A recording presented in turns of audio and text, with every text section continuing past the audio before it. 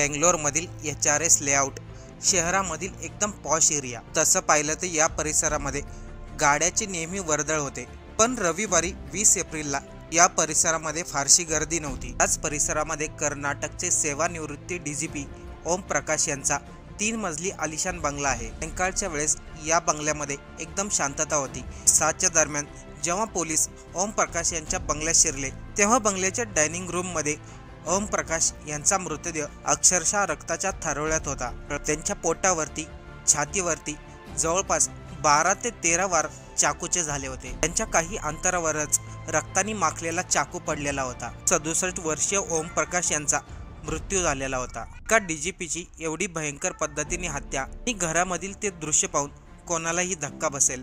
या घटनेची फक्त कर्नाटकमध्येच नाही, चर्चा व्हायला सुरुवात झाली। त्यामध्ये संशय म्हणून ओम प्रकाश यांच्या पत्नीचं नाव आलं।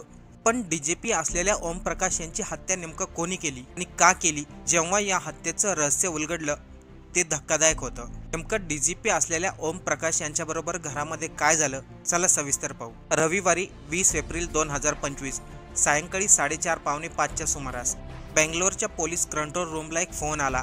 तो फोन केला होता ओम प्रकाश यांच्या पत्नी पल्लवी यांचा। फोनवरती पल्लवी यांच्या आवाजामध्ये भीती होती। पल्लवी यांनी फोनवरती सांगितलं, माझ्या पतीवरती चाकूचे वार झाले आणि त्यामध्ये त्याचं निधन झालंय। पोलिसांनी हे ऐकताच पोलिसांची एक टीम ओम प्रकाश यांच्या घराकडे धावली। पोलीस जेव्हा त्यांच्या घरी पोहोचले तेव्हा ओम प्रकाश यांच्या घराचं दार बंद होतं। घरामध्ये त्यांच्या पत्नी पल्लवी आणि त्यांची मुलगी या दोघीच होत्या। पोलिसांनी अनेक वेळा दरवाजा वाजवला, बेल वाजवली, पण आतमधून कोणीही दरवाजा उघडला नाही। शेवटी पोलिसांनी ओम प्रकाश यांच्या घराचा दरवाजा तोडला आणि घरामध्ये प्रवेश केला। पोलिसांनी घराची झडती घ्यायला सुरुवात केली आणि त्यांची नजर मृत अवस्थेमध्ये पडलेल्या DGP ओम प्रकाश वरती गेली। मृतदेहाच्या बाजूला मोठ्या प्रमाणामध्ये रक्तस्राव झालेला होता। जवळच्या डायनिंग टेबलवरती ताटामध्ये थंड झालेलं अन्न देखील शिल्लक होतं। पोलिसांनी DGP यांच्या पत्नी पल्लवी आणि त्यांच्या मुलीचा शोध घेतला। या दोघींनी घरामधील एका रूममध्ये स्वतःला बंद करून घेतलं होतं। पोलिसांनी त्या दोघींनाही ताब्यात घेतलं आणि ओम प्रकाश यांची हत्या कोणी केली याचा तपास सुरू झाला। 1981च्या बॅचचे IPS अधिकारी ओम प्रकाश हे मूळचे बिहारचे रहिवासी। त्यांनी आपल्या करिअरची सुरुवात कर्नाटकामधील बिल्लारी येथे SP म्हणून केली होती। त्यानंतर त्यांची कर्नाटकमधील 4 वेगवेगळ्या जिल्ह्यामध्ये SP म्हणून नियुक्ती झाली होती। त्यांनी CID मध्ये DIG म्हणून आपली ओळख निर्माण केली होती। 2015 साली ओम प्रकाश हे कर्नाटकचे DGP झाले। 2 वर्ष त्यांनी या पदावरती कार्य केलं आणि 2017 मध्ये ते पोलीस दलामधून निवृत्त झाले। ओम प्रकाश यांनी 2013 मध्ये बेंगलोरच्या भाजपच्या कार्यालयामध्ये जो बॉम्बस्फोट झाला होता त्याच्या तपासामध्ये महत्त्वाची भूमिका बजावली होती। पण पोलीस दलामधून निवृत्त झाल्यानंतर देखील ओम प्रकाश यांच्या जीवनामध्ये शांतता नव्हती। त्यांनी आपल्या जवळच्याच मित्रांना सांगितलं होतं आपल्या जीवाला धोका आहे। त्यांची ही भीती काल 20 एप्रिलला खरी ठरली। पोलिसांनी सर्वात अगोदर त्यांची पत्नी पल्लवी आणि मुलीला ताब्यात घेतलं आणि चौकशी करायला सुरुवात केली। पोलीस तपासामध्ये त्यांची पत्नी पल्लवी ही संशयित म्हणून पुढे आली। जेव्हा ओम प्रकाश यांची हत्या झाली होती त्याच्या हत्येच्या काही वेळानंतरच पल्लवी यांनी त्यांच्या ओळखीच्याच एका निवृत्त IPS अधिकाऱ्याच्या पत्नीला फोन केला होता। फोनवरती पल्लवी म्हणाल्या होत्या, आज मी त्या राक्षसाला कायमचं संपवलंय। तो राक्षस दुसरा तिसरा कोणी नसून त्यांचे पती ओम प्रकाशच होते। त्यानंतर पल्लवी यांनी 112ला फोन करून ओम प्रकाश यांच्या हत्येची माहिती दिली। जेव्हा पोलीस त्यांच्या घरी पोहोचले होते तेव्हा पल्लवी आणि त्यांच्या मुलीने दरवाजा उघडण्यास नकार दिला होता। पोलिसांना पल्लवीवरती संशय आला तो इथूनच। पोलिसांनी पल्लवीची चौकशी करायला सुरुवात केली। चौकशी दरम्यान एक धक्कादायक माहिती समोर आली। पल्लवी यांना काही मानसिक आजाराच्या समस्या होत्या। पल्लवी यांना स्किझोफ्रेनिया नावाचा आजार होता। त्यासाठी प्रत्येक महिन्याला ते मानसिक आरोग्य केंद्रामध्ये त्याचा उपचार घेत होते। पोलीस तपासामध्ये हे देखील समोर आलं, पल्लवी काही दिवसा अगोदर HSR लेट समोर आंदोलनाला बसल्या होत्या। आपली तक्रार पोलिसांनी नोंदवून घेतली नाही असा त्यांचा आरोप होता। पण त्यांची तक्रार नेमकं काय होती हे अजूनही पोलिसाच्या तपासामध्ये समोर आलेलं नाही। या घटनेमधील दुसरी संशयित व्यक्ती म्हणजे त्यांची मुलगी स्मृती। घटनेच्या वेळेस त्यांची मुलगी देखील घरात होती। पल्लवी यांच्या दाव्यानुसार ओम प्रकाश यांची जेव्हा हत्या झाली होती तेव्हा स्मृती दुसऱ्या खोलीमध्ये होती। पोलिसांनी या दोघींची जवळपास 12 तास चौकशी केली। घटनास्थळावरून पोलिसांनी 2 चाकू आणि 1 बाटली ताब्यात घेतली। त्या बाटलीमध्ये मिरची पावडर होती.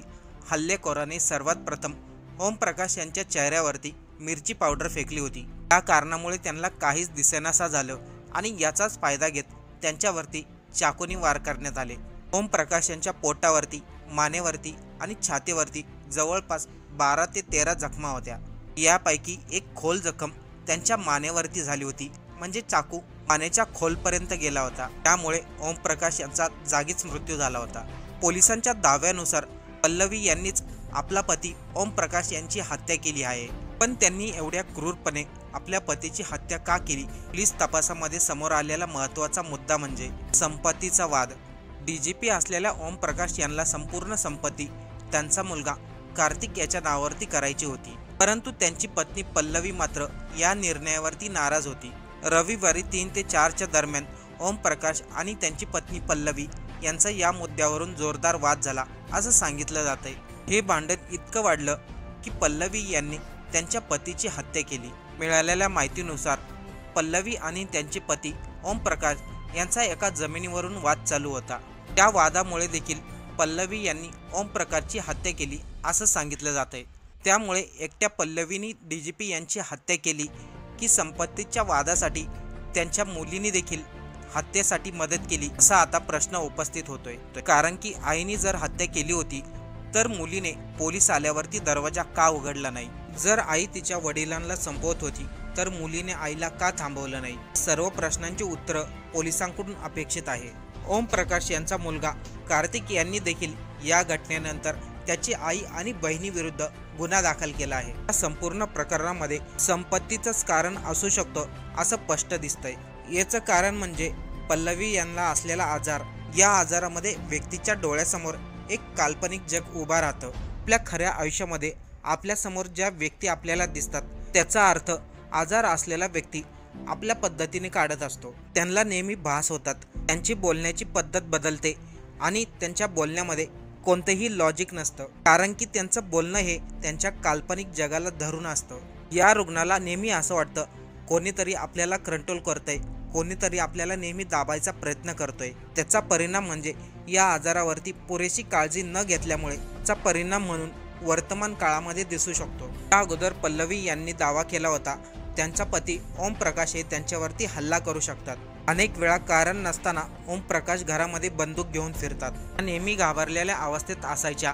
त्यांना नेहमी तरी वाटत असायचं आपल्याला कोणीतरी मारेल. आता या सर्व कारणामुळे पल्लवीने ओमप्रकाश यांची हत्या केली होती का असा प्रश्न देखील निर्माण झालाय. पोलिसांनी जो अंदाज लावलाय आणि जो तपास केलाय प्रथमदर्शनी तर असं सांगतंय मानसिक आजारामुळे पल्लवी यांनी त्यांच्या पतीची हत्या केली.